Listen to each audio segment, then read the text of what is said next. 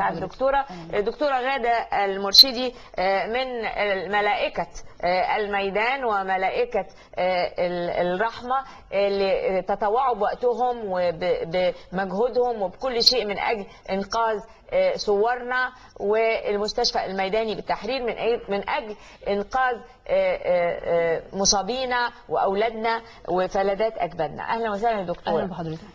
دكتورة غادة، هسألك سؤالين بسرعة.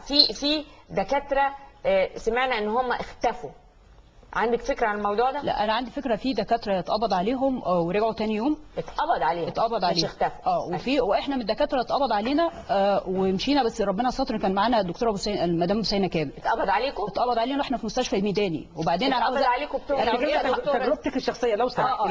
حضرتك يعني المستشفى الميداني ده بيتعمل في الحروب. احنا بنعمل مستشفى ميداني دلوقتي بعد الثورة ليه؟ دي أول حاجة.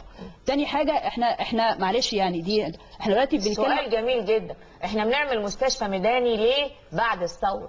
اتفضلي. وتاني حاجه، انا كنت شاهده على موقعة الجمل وشفت الرصاص الحي وشاهدنا النائب العام، وتعرضنا ان احنا برضو ما طلبناش في محاكمه العدلي. كل الدكاتره اللي شهدوا رصاص حي ما حدش طلب شهادتهم تاني بعد ما ادلينا بيها، والدكاتره اللي شهدوا اصابات طلبوهم بس. دي حاجه حصلت وكنت بلغت الاستاذ وائل. يعني حضرتك كنتوا في لجنه تقصي الحقائق سالتكم لكن لم يتم استدعائكم للشهاده. احنا اللي طلبنا. وقلت للمستشار عند تفتيش المكتب النائب العام، قلت له احنا شفنا ناس فوق رمسيس هيلتون. كنا عاملين مستشفى ميداني عند التحرير عند المتحف.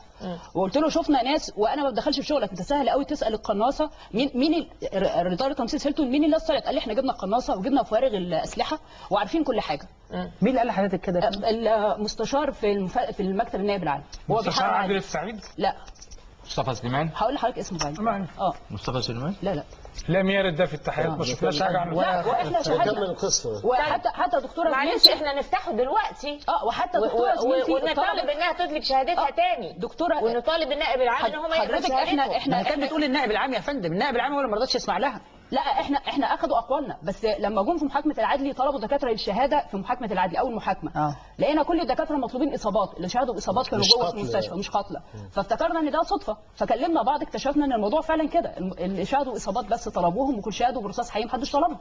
لان انا شفت شاب جاء قدامي وحاطين ايدهم عليه وانا فاكر انا هخيط، اقول لي ده مخه طالع بره. انا مع حضرتك في برنامج قلنا قبل كده التحيات رايحه فيها مشكله. موضوع تاني، موضوع التحيات نكمل بقى.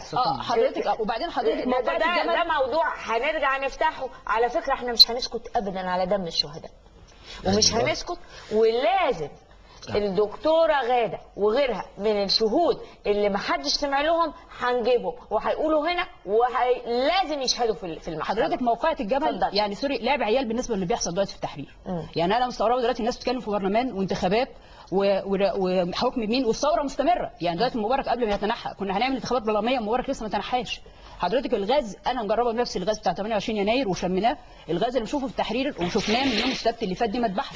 حضرتك يعني في جوزي استشاري باحد وحدات معهد القلب، مدير وحدات، كشف على المرضى قال لي المريض ما بيتعرضش لانقباض الشعب الهوائيه، ده حاجه بتحصل في الاعصاب، بيفقد القدره على التنفس مره واحده.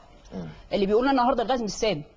احكي لنا واقعه التعرض ليكي واثناء ممارسه لعملك لو سمحت. احنا حضرتك يوم الاحد، احنا اول يوم السبت رحنا ورجعنا، وبعدين يوم الاحد رحنا قلنا في مصابين كتير جدا بجوار شارع محمد محمود. احنا مش عاملين ده شارع، احنا مشينا مع الناس المصابين، عملنا مستشفى.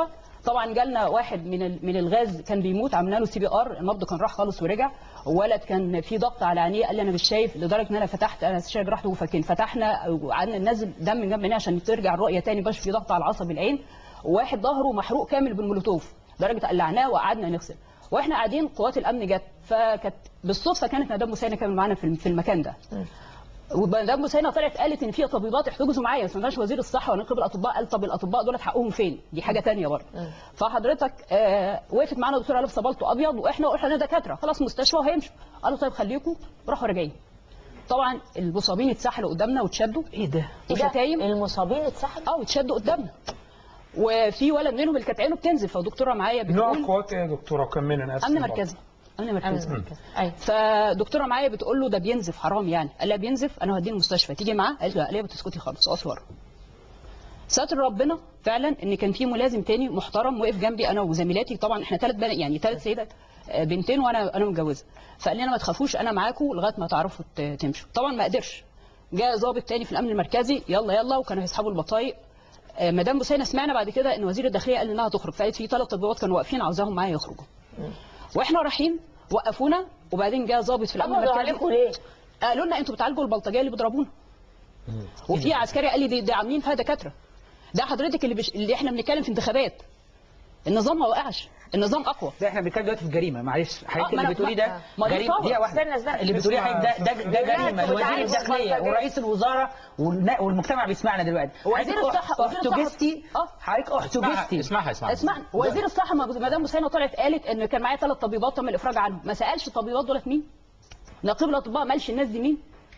حضرتك انا ضابط وقف والملازم الثاني كان واقف وصعب عليا بيقول له الدكتوره دي والدكتوره دي قدام مساعد وزير الداخليه كانوا ماسكين مولوتوف وخرطوش، وعندي امين شرطه يجي يشهد دلوقتي بالكلام ده. عرفت دلوقتي 12000 واحد بيروحوا محاكمات عسكريه ازاي انهم جت بلطجيه؟ انا كان في لحظه بطاقتي هتتسحب، موبايلي اتسحب، وماليش هويه اخد اي حكم. تتحول انتهى. الى بلطجيه. انتهى. يعني طبيبه يعني يتم القبض عليها واخذوها واحتجازها هي وزميلتها اثناء ادائها لهذا الواجب وهذا الشرف الوطني والانساني. يا دكتوره هلا ده بس دقيقه واحده يا فندم، دقيقه واحده.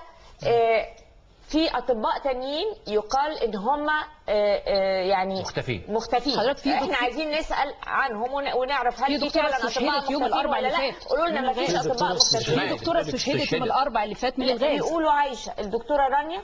ما اعرفش، بس قالوا لي يعني اللي كان واقف شاهد على الحدث طلبوا الاسعاف، الداخليه قالت لهم خلوا الناس في الميدان دخلوكم الاسعاف، احنا مالناش دعوه.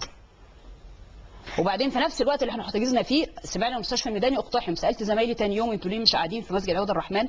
قالوا لنا دخلوا علينا امبارح بالاسلحه وداسوا على الجثث بالجزم واخذوا الادويه كلها وقالوا مالكوش دعوه بيها، واحنا الادويه كانت معانا اتاخدت. احنا عندنا مشاهد الحقيقه قديمه لهذا اليوم ولاقتحام المستشفى، ممكن تطلعوها. وبعدين انا معلش اسفه، يعني دلوقتي اللي بيتكلموا يقولوا الثوره وانحنى لها العالم، دلوقتي احنا منظرنا في العالم لحكوماتنا بترمينا في الزباله وشعبنا بيسقف وبينحني يعني شرفا للقتله، وكل واحد بيهضم حاله ومفيش حاجه اسمها ثوره.